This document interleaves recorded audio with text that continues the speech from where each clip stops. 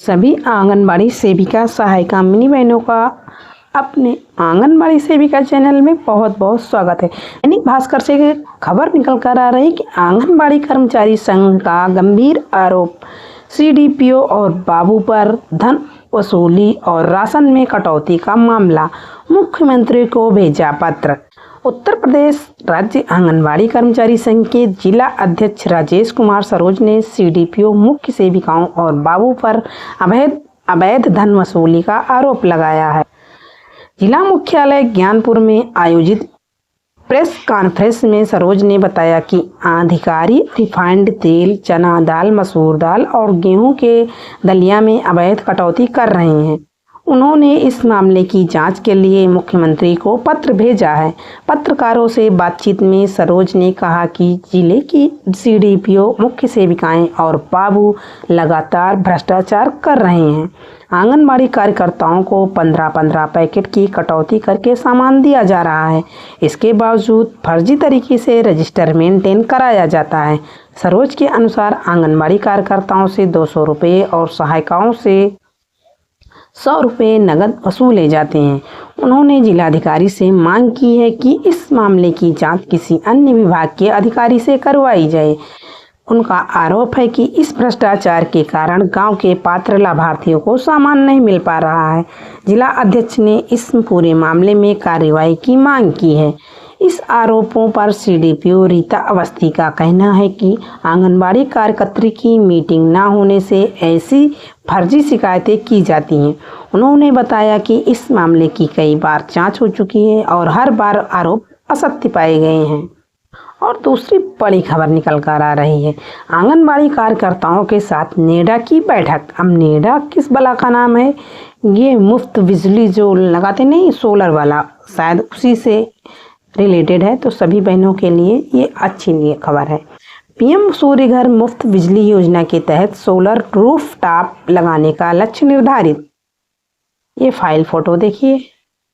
तो अगर आंगनबाड़ी केंद्रों में सोलर लग जाए तो कितना अच्छा रहेगा। भदोही के अभोली विकास खंड के सभागार में खंड विकास अधिकारी अनिल कुमार राय की अध्यक्षता में एक महत्वपूर्ण बैठक आयोजित की गई। इस बैठक में यूपी नेडा के अधिकृत प्रतिनिधि विपिन जायसवाल ने आंगनबाड़ी कार्यकर्ताओं को पीएम सूर्य घर मुफ्त बिजली योजना के बारे में विस्तृत जानकारी दी।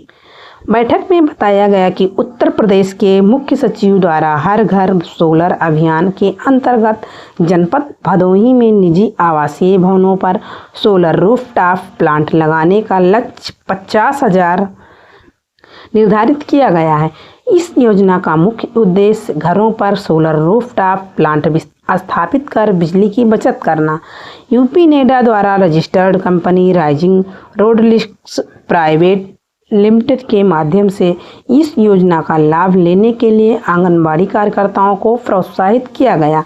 साथ ही उन्हें घरेलू विद्युत उपभोक्ताओं को भी जागरूक करने और योजना का अधिकाधिक लाभ देने के लिए प्रेरित करने को कहा गया। बैठक के दौरान कुछ आंगनबाड़ी कार्यकर्ताओं ने चिंता जताई कि जनपद में कुछ लोग झूठी जानकारी देकर सोलर प्लांट लगवा रहे हैं। इससे सब्सिडी और क्लेम में समस्याएं आ रही हैं। इस समस्या से निपटने के लिए यूपी नेडा भदोही से संपर्क कर सही जानकारी प्राप्त करने का सुझाव दिया गया। इस बैठक में सहीना महमूद, बाल विकास परियोजना अधिकारी मंजू देवी, मुख्य सेविका विजय कुमार सोनकर, रामजीत, अंकित सिंह ब्लॉक कोऑर्डिनेटर के साथ साथ आंगनबाड़ी कार्यकर्ताओं को ज्ञान देवी, उमा देवी, सीमा देवी, आराधना, सोना, कंचन, इंद्रावती आदि उपस्थित रही। और दूसरी न्यूज़ देखिए, ये बड़ी खबर है, सेक्टर मॉनिटर स्वावल पीडीएफ। ये सेक्टर मॉनिटर क्या होते हैं? आंगनबाड़ी बहनों को ही जो अच्छे से काम कर लेती है उन्हें मॉनिटरिंग करने के लिए लगा दिया गया है। अब आप जानना चाहेंगे कि पैसे किसके मिलते हैं? कुछ नहीं मिलते, केवल मेहनत। एक तो ऐसी मेहनत, दूसरे ऊपर से ये वाली मेहनत। अब होता क्या है कि जो वीक वाली बहनें होती है, समझ लीजिए उनका हम लोग एक तरफ से हेल्प ही करते हैं। मेहनताना तो कुछ नहीं मिलता है। अभी आपको इसका लेटर दिखाते हैं। कार्यालय बाल विकास परियोजना अधिकारी स्वावल, अयोध्या, 30 जुलाई 2025, पत्रांक संख्या 266। समस्त आंगनबाड़ी कार्यकर्त्री द्वारा क्षेत्रीय मुख्य सेविका बाल विकास परियोजना स्वावल अयोध्या परियोजना में वर्तमान में 225 आंगनबाड़ी केंद्र संचालित हैं, जो कि 7 सेक्टर में विभाजित हैं, जिसके संबंध में कुल 7 मुख्य सेविकाओं के पद स्वीकृत हैं। परंतु वर्तमान में परियोजना में मात्र 2 मुख्य सेविकाओं की तैनाती है। एक मुख्य सेविका पर 100 से अधिक केंद्रों के निरीक्षण और पर्यवेक्षण का दायित्व है। स्वीकृत पदों के सापेक्ष तैनात कार्मिकों का प्रतिशत अपेक्षाकृत पर्याप्त न होने के कारण परियोजना के कार्य एवं रिपोर्टिंग में विलम्ब होता है। इसके दृष्टिगत वर्तमान में कार्यरत आंगनबाड़ी कार्यकर्त्रियों को सेक्टर मॉनिटर्स के रूप में नामित करने से योजनाओं का संचालन तथा रिपोर्टिंग एवं विभागीय योजनाओं से लाभार्थियों को लाभान्वित कराने में सुगमता होगी। उपरोक्त दृष्टिगत सूची में उल्लेखित आंगनबाड़ी वर्कर्स को सेक्टर मॉनिटर्स नामित किया जा रहा है।